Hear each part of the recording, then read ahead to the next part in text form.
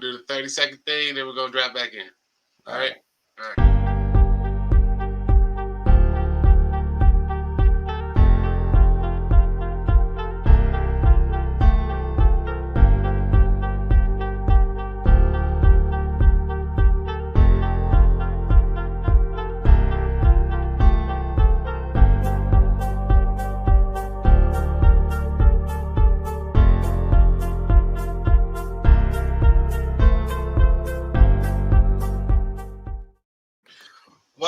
Welcome. Thank you for showing up for the inaugural, the first ever episode of The Mentalpreneur.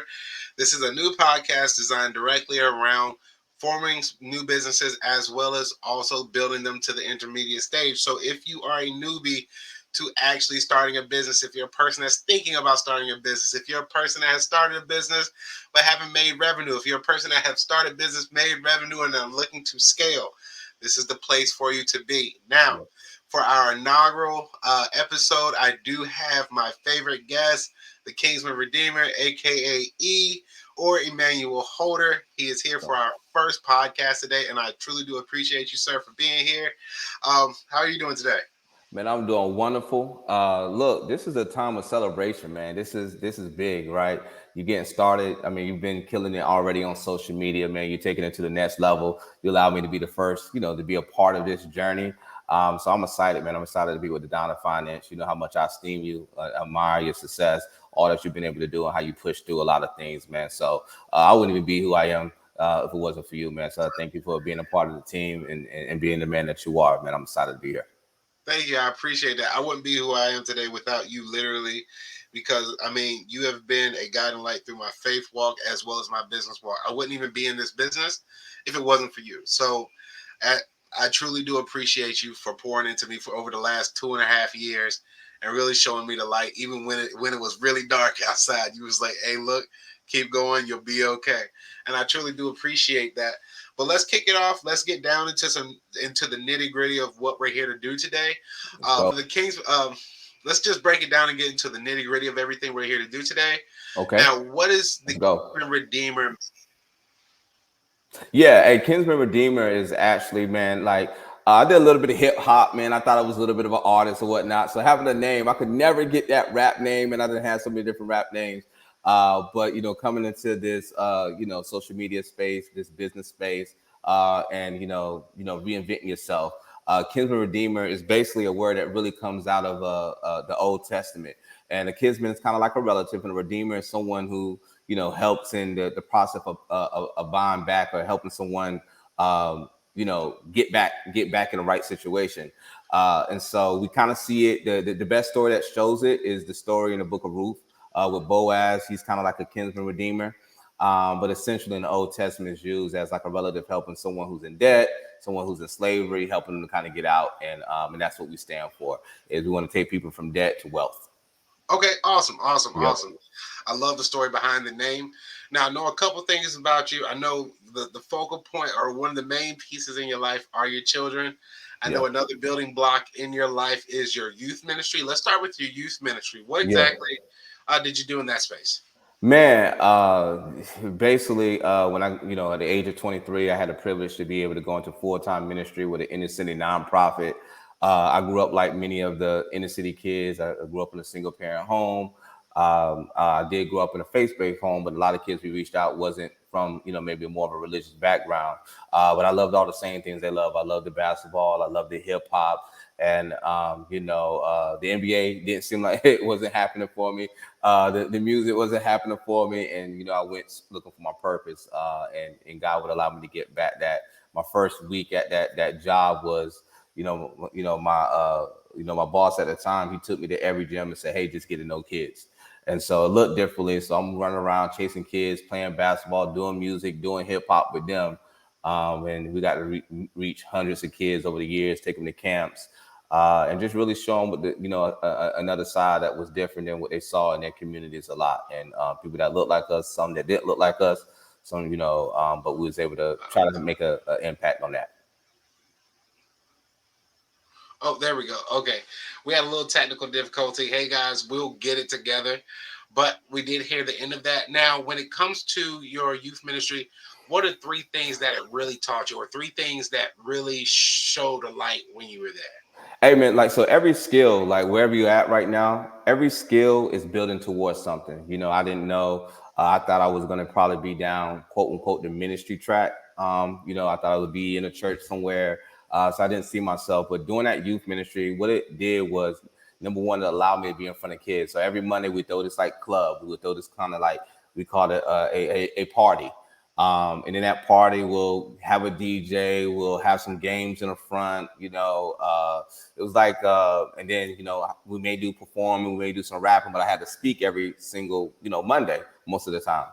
And so that really helped with just the public speaking. It really helped with me being able to get in front of people because in college, I couldn't even, we had this conversation, I'd be stuttering, I could barely get a word out, it was just, so it allowed me to really kind of help on that public speaking front. Okay. And then as well as building teams. So, in order to, kids, we got 80 kids, sometimes 100 kids, we had to have teams. So it was allowed me to kind of build teams. Obviously, in our space now, it's important to reach people with the products that we have, is to kind of expand with having more agents and having more teams. And then as well as promoting. So I had to do a lot of promoting events for youth. All of those things are important in business, right? Whether it's Yeah. hiring, promoting, catching a vision, raising up leaders, sending off leaders, all of those type of things. It really kind of going door to door, right? I was doing marketing, handing out flyers, all type of things that you would do in the entrepreneur space. I got to really kind of learn with kids. So sometimes they're hard to judge, but also you had to break down things to the simplest form. So just making things that are deep.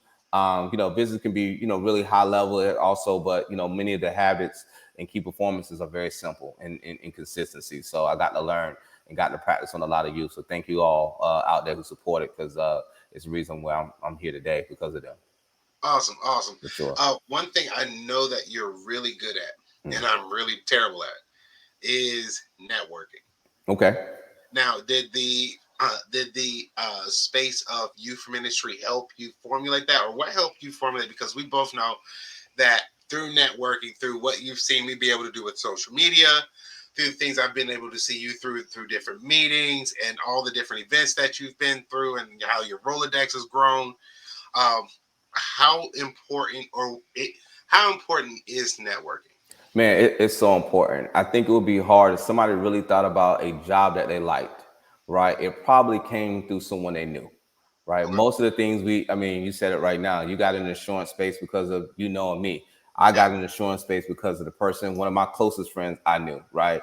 And so a lot of people, a lot of the things we got in the job I had before, which was something I love, working with the youth. I got in that job through a mentor, right? And so somehow we probably all got to a certain place because of our network and who we know. And so if you just think about that, just think about your story and how you got this job and that job. Probably some of the better jobs you had was coming through someone you know. So I just see network as powerful.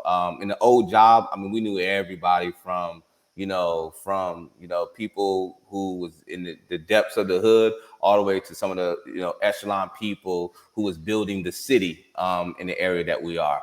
And so just being able to kind of see the importance of those type of relationships and even kind of like creating environments to bring them together, we just saw how much that would change people. And most importantly, we was trying to do that for our youth. We was trying Okay. to give them the relationships they need so that wherever they wanted to be, they could be able to do that, and they would have access and access and they could see. You can't, we used to say you can't see, you can't be what you haven't seen, right? If you never know, like how many people you see that look like us in the insurance space, right? Right. A lot of people are not in insurance because they just don't see that, right? It's not highly marketed as this is a career, a profession for them. And we know the benefits of it for our families. We know the benefits of it for our generational wealth. Yes. But we just don't see it in our community. So it's just not, something that most people strive to do. But I think if a lot of people knew about it, they would definitely go into the space because it's where the money flows. Absolutely. Yeah. Now you touched on a key word there. So we've went through the portions of outreach. We went through the portions of networking and how important it is to scaling your personal development as Yes. well as your professional development. Now I want to get into the piece about exposure. What did the area of life insurance or financial services that we're in, annuities and all that good stuff, retirement, what exactly did that expose you to? Yeah, so let me just go back just a little bit on that exposure. So what ended up happening was leaving the youth ministry. I was like, man, what can I really do to continue to build my community? And when I looked at, a lot of the things, all the leaders I wrote, was, great to be leaders in their communities. I realized at the time they was 18, they needed finances. Right. So I lost my best leaders to, them working at Bojangles and different things like that, because at the end of the day, it came down to finances and resources. Right. And so I was like, man, what can I kind of segue in that kind of deals with, helping that community? And I realized that some of the things we're seeing around the George Floyd stuff, and kind of being a leader in our community with that, it comes down to, not only just racial injustice, but it also comes down to economics. Okay. And when you study history of this and the history of this country, it comes down to economics. So economic justice is what I would call it that I'm fighting for. And then it's like, okay, well, we got a 400-year problem here. Like, it seems like we haven't solved it yet, right? We had some great people in history to come through. Like, who has actually made a dent when it comes to the economic portion of in our community? And then that's when I start doing our research. And at that time, everybody was trying to figure out. We had a protesting going on. The NBA was trying to figure out, did we put it on our jerseys? It was everywhere. Everybody was kind of trying to figure out, what should we do now to, to take it to the next level, because we know in 2016, we kind of saw a similar thing with Trayvon Martin, right? And then so went back into the history, kind of saw, John Merritt. You can see a picture back here of John Merritt. He has a partner right beside him, Spalding. These guys was in Durham, North Carolina, and they started a Black Wall Street, and they starting with an insurance company. Okay. And with that insurance company, it was able to bring wealth back into the community. It was able to leverage that business to become the biggest African American business in the United States for well over 50 years. And it was able to use those funds to kind of start banks and pharmacies and et cetera, to kind of build a community. I said, okay, this is an example. This type of exposure, I can see what it really takes, because it's been done already. I Yeah. wasn't trying to, make an impact off of just, hey, maybe this will work. These guys have done it, and people kind of started doing that over and over throughout other areas as well, like down in Atlanta, Georgia, et cetera, and Florida.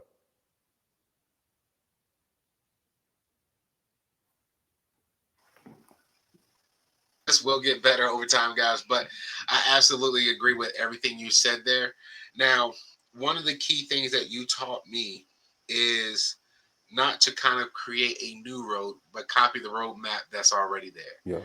So, with just like with Mr. John Merrick, we saw what could happen if you took hold of an industry that was shown to perform Yeah. and what it can actually do for you. Now, what is the immediate potential in difference now, if we want to be honest about today's economy and where we're sitting at right now? We're in a recession, so people are looking for ways to make money now, to increase their financial wealth right now. All of these different things, we want to be able to build for longevity, but some people need a paycheck right now.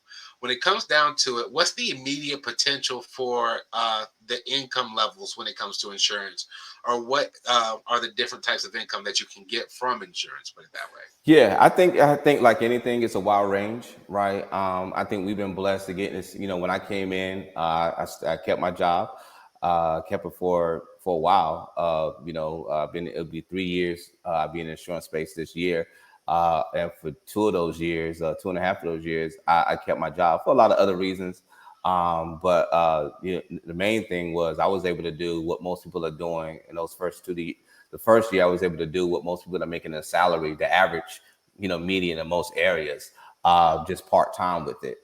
And so that's amazing. But in our space, with the organization we work with, we easily are helping people turn over well over six figures if they're full time, and somewhere in the 40, 50,000 range, or even more, just doing it part time. Now, I can definitely say, it's not every situation insurance is like that. When it comes to business in general, you got to have leads. You have to have some marketing. You have to treat it like a business to get the results of a business, instead of just treating it like an agent. And, there are certain agents that don't have, they're getting paid hourly, right? You want to get into, more profits than wages. The one thing that we do want to talk about when we think about entrepreneurship, things like that, the Kiyosaki quadrant. You want Yeah. to move from a wage worker or hourly to a business owner, from a business owner to an owner, Yeah. all those different perspectives. But in the field of insurance, you can immediately change over from the phase of being a wage worker or a hourly pay to really getting paid your worth for your time. Yeah. Because I mean, not to toot my own horn, but today I closed the policy for over $4,000 today. No, it was like $3,900 today, and I'll get paid out probably on that tomorrow, and I'll make more in a day, probably 2 hours worth of work than most people will make in a week or 2 weeks, Okay. actually, if you really think about it. Or a And month. that's right. I didn't want to do that. Yeah. I didn't want to say that, but in a month in most cases. And the thing is about it is that it's no longer a trade of time. It's now a value perspective. We do Mm. what's called we advanced products and things like that for retirement, and we get paid a healthy income for our expertise in those areas. So if you are starting a business, one thing you want to think about is what is your high value skill that you bring to the marketplace. Mm. Most people want to go out and start something brand new that they've never done before. Me and Emmanuel both were in this. We were in different sides of the field. So I came from high stakes sales from the automotive industry as well as also from the corporate industry with Verizon. Emmanuel came from the high stakes yield play of actually going with getting young people into a better position in life, and a couple of others perspectives because we've both been in the call center game before. We've both knocked heads in that position, so we have some type of sales ability. So that helped, excuse me. So that helped us move over into a new phase. Yeah. What do you think about people that? What would you say, dude? Would you say start a completely new skill, or would you say try to build a business off of what high value skills you already possess? If you're trying to build your income as quickly as you want to. Man, I was actually, man, I wrestled with that a long time, right? I have 3 kids, and I was trying to think, okay, well, I can't go back to college, right? I don't have that type of time. Life is still going on. What can I really get in? And I did a lot of research on what skills to actually develop, you know, if you don't have the time and the space. And that's probably for most people, Right. right? And I came down to really 2 things you need to get into is either sales or marketing, right? You need to specialize. If you had to choose one, sales, right? Because you need to be able to, communicate with people. You need to know how to make an offer. You know how to be able to show the value that you do have, right? Even if you have some high skill value, you still need to be able to sell that, right? You Right. have to be very, very, very, very special you're just going to draw those people to you, which is where you get into marketing, right? Attractive marketing. Now you're drawing your clientele to you. That's what you specialize in. But now you can even, you can close them, so to say, because you also had that sales experience as well. Right. And so I would say number one is sales. You can't go wrong with sales, right? You're going to always have a job there. They're always looking for salespeople. And Right. with sales, you can predict your income because it's based on your performance, like you said, Right. right? So if I go out here and kill it, no matter what you sell, even if you're selling a pen, right? No matter what you're selling, you can still go and then I would say number two is marketing. Okay. Hmm. Okay. Now, when it comes to your insurance journey, what is one of the number one things you feel like helped you succeed? Wow, man. Phew, that's a great question. I think not quitting. Okay. I think Okay. not quitting, Okay. like, and there's days as an entrepreneur you want to, right? But Yes. if you stick with it, eventually you're gonna hit. Right. Eventually you're gonna hit. So I think not quitting is I know I was thinking about this, like, even when I got into the youth ministry, my boss said 3 years. He Yeah. asked me from the get before I even started, he said, can you do 3 years?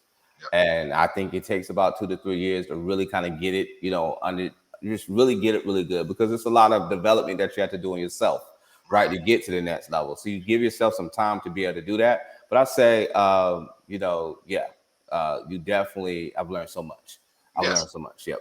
Well, I mean, if you just think about my journey, especially when I was living in your house, I went from getting up at like 8 o'clock, not 8 o'clock, not 8:30, getting ready for work, sitting at the computer, getting there. But I start. You said, hey, maybe you should go do Miracle Morning. Maybe you should really get into that. And I think you actually made the call for me to the guy to get me into Miracle Morning, and that really started off the process of getting into a better phase or a better mental space in life, which allowed me to also build a business quicker, and also to find a level of success. Because you talk about being positive and how important a positive mindset For is, sure. but you really have to see how that flows into your work life, how that flows into how you dial or how you try to make sales, how you try to influence people, what type of clientele you go after. All of those things are backed up about all of those things are backed up with your mental mindset. If you think you're going to have a bad day, just like, and I'll probably bring this gentleman on, his name was Theo. uh, what Theo says, how you think about the leads is how you're going to end, how the performance of it is going to end up being. If you don't think somebody's going to pick up, or if you don't think somebody's going to show up to an appointment, or you don't think if somebody's going to actually pick up the phone, more than likely they won't, because there is energy and flow behind all that we do in this space. But that's through every entrepreneurial space. You can only go as far as you can mentally see yourself going. You really have to be able to push and extend beyond. But my next question to you is, where do you see yourself in the next 3 to 5 years? And what are a few of your goals for the next 3 to 5 years? Yeah, so Redeem Finance is something new. It's just a niche in this space, really helping people. Obviously, we have insurance tools that help people get out of debt rapidly, and so we're definitely going to be, pushing that product even more. It's very special and dear to me, as well as we're going to have some educational tools. We're going to do some, some speaking and teaching on really seeing finances and wealth from a what I would say a kingdom perspective or a spiritual perspective. I think everybody know money is a little bit, spiritual, but I don't think we understand that there's laws around it. Yes. Some people call it the laws of the universe, however you want to see it. But I want to really kind of help people like see that and envision that and really teach people how to do that, and then put the right tools in their hands to be able to just not survive, but to actually to be prosperous and wealthy, as really I believe God intended for us to be. So just kind of heading in that space. I think long term after that, obviously I'm going to dive back into real estate. I've done some real estate in the past. Okay. So definitely want to get into the real estate space. And then, who knows, you may see me in the VC space at some point. Okay. So, we just following the model that was set before us. John Merrick and those boys kind of really showed us what it looked like to, transform a community. And we're following that same model to do the same in today's generation.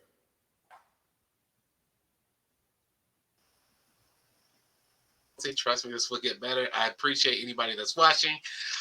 Let's get into the phases more of the faith building part, because I do believe this. I honestly self-subscribed you as my pastor. Oh, We no. have a lot of biblical conversations all the time. Okay. We might start off in business, but we'll go for the next 2 hours, and I'll be on the Bible website reading out the NLT. What is the topic of the day, and what verses or what chapter or what book of the Bible that we're currently sitting in Mm. at that moment. Now, I know one of your favorite things is Genesis 1 and 2. Explain a little bit to me there about why that's one of your favorite ones. Man, it doesn't matter what faith ascribe to, right? You're gonna come down to a worldview, right? And the worldview just is something as simple how you see the world, how it's thing created, what happens when we're not here no more. Is there a God? Is there not? Is there not a God? Well, why are we the way we are, right? All of those different type of words and those dynamics in the way we think about life. That's bigger than us. Yes. And so Genesis 1 and 2 is just essentially, I believe that God created earth to be a perfect paradise. Now, when we look out here, you don't really see it like that, but for the most part, nature is running consistently. You know that there's going to be seasons. You know the sun's going to do what the sun does. The moon's going to do what the moon does, right? The waters and the waves are going to do what it does. The winds. I mean, we have forecasts and we have all types of things to be able to monitor the laws that we have. Why? Because it's consistent. It's predictable, right? For the most part, you're going to get what you get, right? And then here and there, you may see something crazy. And there's a lot of probably reasons for that as well. But essentially, Genesis 1 and 2 is say, hey, this is how God originally intended for things to be, right? He talks about, how we should work. He talks about how we should rest. He talks about how we should find a mate. He talks about wealth and streams of income.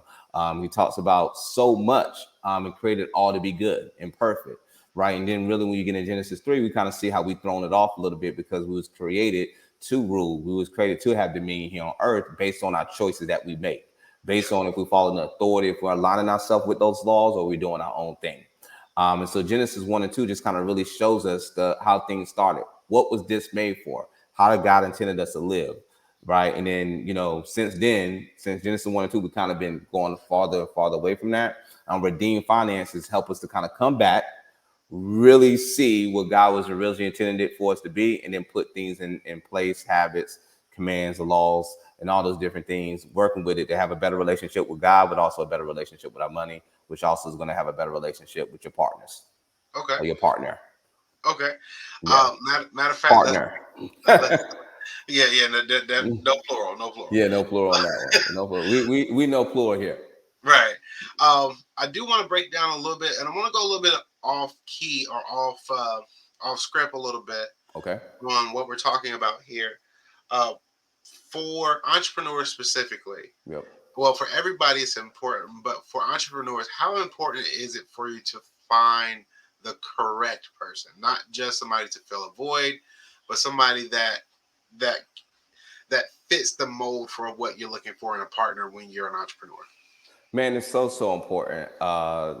Here's the thing, right? We use terms as wife, wifey, husband, etc.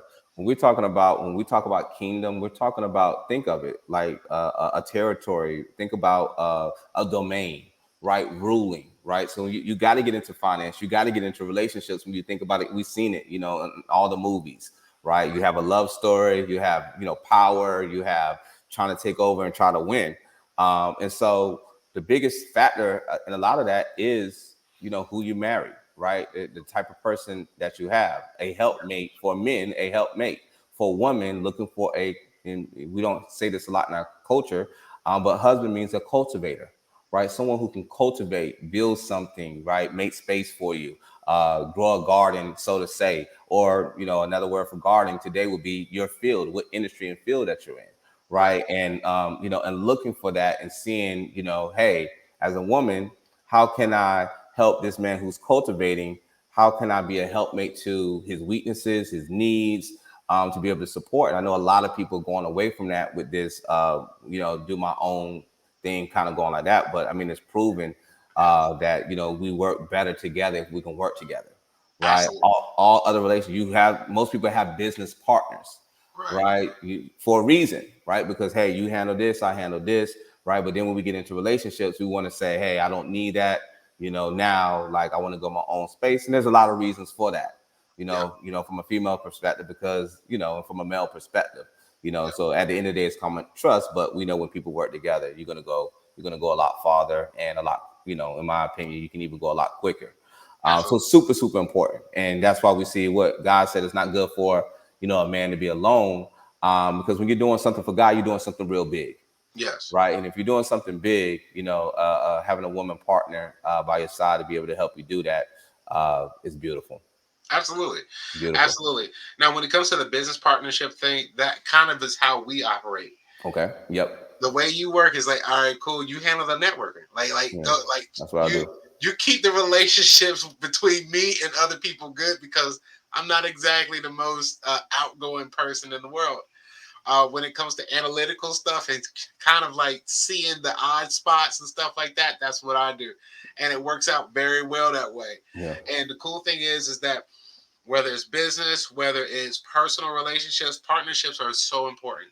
Yep. Even if you're starting a business, it's more than likely good to at least partner with somebody on the actual on the idea, or just having a group of people that are at the same stage of business that can help bounce ideas off each other, and also have people that you can aspire to be as well. Yep. So partnerships are extremely important, but there's You, ton of abundance around us when it comes to relationships, when it comes to business. Look, we don't have a lack of opportunity available before us, but when it comes down to the last thing, one of the two last things I wanted to talk about here, I remember you saying that you were in real estate and that you did real estate for 2 years. Now, real estate versus insurance, how do you feel about that? Like, what's the clash there? What do you think? What are you thinking? Yeah, I mean, we all know like real estate is for lack of better words, is sexy, right? It's the thing that everybody talks about. It seems like it's the only place where people really feel like they can get their wealth, right? It's really highlighted,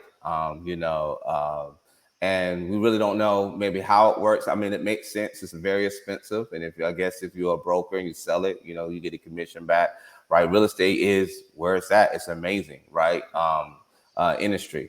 But I also think what a lot of people are missing is where the money is moving, right? And me and you both know that 96 cents out of every dollar is going through insurance, right? You Yep. got that same home, you need insurance on that, right? That your cell phone, you may have insurance on that, right? You go to Walmart right now, buy a TV, you probably got insurance on that now, right? Yep. You got almost insurance on almost everything you can really think about that's valuable, right? And even on the other side of real estate, when you think about just how the money works, is that normally in the past Airbnb kind of changed the game, right? Being able to almost make your home kind of like a multifamily situation where, hey, I'm going to live here, somebody live over here, that's going to pay some of my rent, etc. That's been amazing to kind of see. But historically, you would have to get enough money, or know some connections, or know how to leverage credit to be able to get you another home, right? Which is going to take a huge debt maybe, and then you're going to try to rent that out to get that cash flow, maybe $500 or so off rental income. And me and you actually have an agent for you within her first month, right? She did one policy and was Yep. able to get residual income For that the was next. $500-600 every single month. Yep. And so for the as long as a tenant would be there, for as long Yep. as a tenant would be there, and continue to get paid even longer than that. Those are the things people don't know, that insurance off of one policy, you can get that same type of residual income that Right. you could get if you had a tenant living in a house, or you had another room you was kind of renting out, etc. You can get that through insurance. And I would just ask you, just look in your family. If you need to know, hey, am I called to be an insurance agent? You are. Because if you look in your family, how many insurance agents do you have in your family? And then how many people, everybody wants to be, have their real estate license, etc. Right? But what about what actually protects that wealth as well, which is we get into life insurance policies, banking, we get into banking, we get into borrowing, right? We get into even using life insurance with your real estate, right? As well, right? A place to kind of hold your money, get compound interest. There's so much that you can do. And then, take whatever you're doing and you can always move that into real estate because it has a tax shelter. And a lot of things you can leverage with real estate. You can always get into real estate. So wherever you are, you can always get in real estate. But you either always need a life insurance policy, but I would definitely encourage people to get in this space.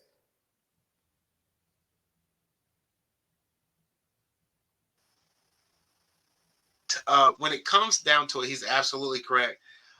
There's tons of different sides when it comes to insurance. There's the broker side, there's the captive side, there's the agency owner side. One of the coolest things about building an agency is waking up and seeing an extra $500 to $1,000 in your bank account for doing nothing. And that's one of the best things in the world. You just open your account. How did I get a deposit? They said that this would happen. Yeah. I didn't believe it would happen, but as of recently, I've started to get those residuals, started to get that those reoccurring policies, and also within building an agency, the cash flow is never ending. Yep. It's never ending. It continues and it compounds on itself year after year after year.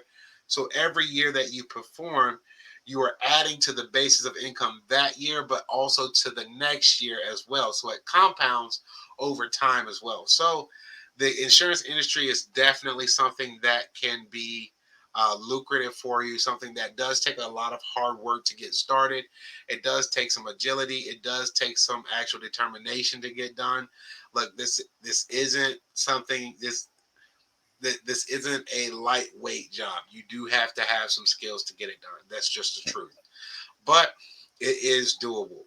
I'll let you have the last remarks on this podcast, Yeah. Emmanuel, just to show what do you think about the podcast, as well as also any words that you wanted to say. Yeah, and let me just add on just what you were saying, man. One of the things when I first got in insurance, I had this guy. He had made like a $500 million in his lifetime, right? And he said this. He said the reason I'm in insurance. He said, "What is something you can do today and get paid for the next 20 years?" Yeah, That was life changing. I never thought about it. What is something you can do today right? The Don just told you he wrote a policy today. He has the potential on that type of policy to get paid for the next 10 to 20 years for Yep. something that he did today. Yep. And that blown me away. And and so I, thinking about that, I was like, oh wow. There's products where you can get passive income, right, where you help build a team, right? Every big business have a team. Every millionaire and billionaire has a team, right? So we talk about getting to that B quadrant again, where you're running a system, right? You're helping other people reach their financial goals as well, right? And then you have leverage, residual income, etc. Right? I can write that a day. We already said that. So and then you can get into big policy. There's policies where people are getting 30, 40, $50,000 off of one policy, helping to protect the family as well when you get into the annuity space, Yep. right? So it's so much avenues and so many type of different ways to use the money that you have in life insurance. It's just an amazing industry, so I would definitely learn more about it. The other thing I would just say is that just you hit on having skills. Get in a place where you can grow and get personal development and get mentorship, Yep. right? That's the easiest way and the best way to find success, is to find someone that's doing what you want to do and mimic them, follow them. We Right. as a people, we want to be creative, we want to be original, right? And we have all of these amazing ideas, and there's nothing wrong with that, right? But it's a game of business. There's a reason why McDonald's and Burger Kings and Hardee's, they all look alike in the fast food industry. It's the reason why all these different type of real estate brokers basically kind of do the same thing, right? It's Yep. a reason why insurance agencies and brokers and carriers all do about the same thing, right? Because success is modeled. It's a reason why Kobe Bryant did a little bit of the same thing of what Michael Jordan did, and Right. LeBron James is wearing 20, right? There's a reason for all of that, right? Because there's the guiding star that shows us how to replicate and to get the results that we really, really want. Yep. And so I love the fact that the insurance industry, at least in the space that we're in, what that was provided for us. We got the mentorship. We got the mentorship from $100 million man, right, who started off struggling and was able to get to eight figures, and on heading towards to be a billionaire soon, right, from this space. Yep. And he calls it, out of all the things he's doing from a VC standpoint, owning multiple units, right? He sees this as his ATM, Yep. right? I can put in a little bit of work and I get 5 times the result by doing what you did today, right? Exactly. And so just finding that, man. That's why I want to leave with people. And most importantly, if you're really looking for a true God, and the way is to follow the way. And Yep. and that's what Kinsman Redeemer is really going to help people do, is how to look at business, how to look at finance from a God perspective, the one who created it all, right? And what was his original intent. And not to get too preachy about it, but it's like he didn't just put us here to just figure it out. What Right. if he already gave us the laws? What if he already gave us the game? What if he already showed us the rules of the game? And if we really was just taught, just like we had to learn business from other people that's taught us, then we can see massive success. And that's what we're seeing, Yep. right? Because at the end of the day, as we talk about in personal development, it's laws, right? And someone created those laws. And to have a law, it all starts from a command or a word, etc. But we're not going to get into all that today. I just want to Right. encourage people to follow the Kinsman Redeemer, Redeem Finance. We're really going to help people and families kind of buy back their life, help them start businesses, help them thrive, and we're looking forward to helping people again, get that connection more with God, so that they can have a better relationship with their money, with their family, and so on, and leave a legacy. Okay. Where can people follow you at? Yeah, right now, you can follow me at Emmanuel C. Holder Senior. You're gonna all of that's gonna change eventually to Kingsman Redeemer, Redeem Finance. So if you put that in, but Emmanuel C. Holder Senior on Instagram, same name on Emmanuel Holder on Facebook. The it's the Bank King now. If you've been catching me, so I don't want to throw it on TikTok. But you're gonna see us in all spaces sooner or later. We're rebranding right now. The Redeem Finance is a new movement that we're doing. So you can find us in all those different type of spaces. Okay. Okay. Well, guys, I thank you for showing up for the first inaugural podcast. I truly appreciate you. Yeah. If you've watched at least 10 minutes of this, I truly do appreciate you. It will get better over time. We'll have more guests as well. And if you have any questions, uh, comment them below. And the cool thing about this podcast is that I will actually get Emmanuel to answer some of the questions as well, so that you can get some one on one time with him as well through the comments and through the different questions that you may have. So if you have questions, comment below to me, to Emmanuel, or to me, or the Kinsman Redeemer, and we'll be more than glad to actually comment on those and do videos for you responding to those questions to give you a solid response. But I hope y'all have a wonderful night. Thank you for showing up. And this is the end of the first podcast. Have a good day. All right. All right.